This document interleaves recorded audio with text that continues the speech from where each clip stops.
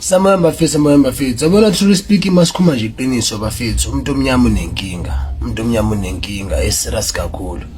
You understand, because ngikhumbula uBig Zulu like esihamba ama-podcast kakhulu always ekhuluma ukuthi wahlangana kanjani noMduduzi, uyayibona into leyo, nokuthi wamsiza kanjani ukuthi agcina seke la khona, uyayibona into leyo.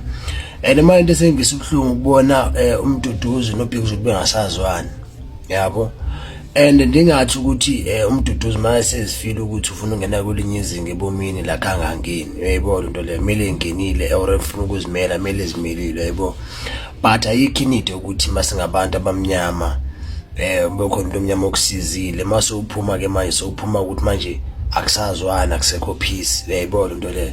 Because into ebalulekile kakhulu nje kakhulu masingabantu if umuntu ukusizile mawuphuma phuma ngoxolo nangepeace, yabona, ngendlela ukuthi nakusasa mawunenkinga kulento zama ukuyibuild ukwazi ukumthinta futhi, yabo. Because uBig Zulu bafethu masikhuluma ukuqinisa inkabi recording enkulu kakhulu kwelinye izinga nje.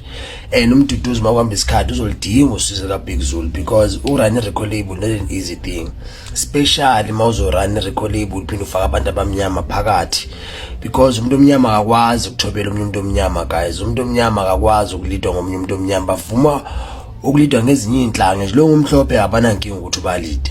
Kanti ukusiza umuntu into enjani uyanganasenda mangabe sengiyisitha kuwe wena ngqo mhlawumbe kwabanye abantu obviously abalandeli mabekhuluma ngaphandle uyangunderstand uba nalento ukuthi obviously abazi yonke into, but mase kuphuma kuye ngqo uzubuza ukuthi mfowethu ngiyafisa ukuthi mhlawumbe bengingabuza ukuthi ngenzeni, but bese ngiba nalento ukuthi no obviously ngiyalazi iqiniso ngeke azangitshela ukuthi ngenzeni because ayikho into engangayenza, icala lami kwaba ukusiza nje kuphela. Duduzi umuntu engamthatha mina engenalutho ngenxa nje yothando nokumbona kwisima yekuso ngamthatha ngamfaka endlini engamenzela yonke into. Then mase kufika isikhathi sokuthi athi yena usefuna ukumela, ngithi mina mfowethu from ekuqaleni ukukusiza ngangifisa ukuthi ufike kuleli zinga leli, uyangunderstand,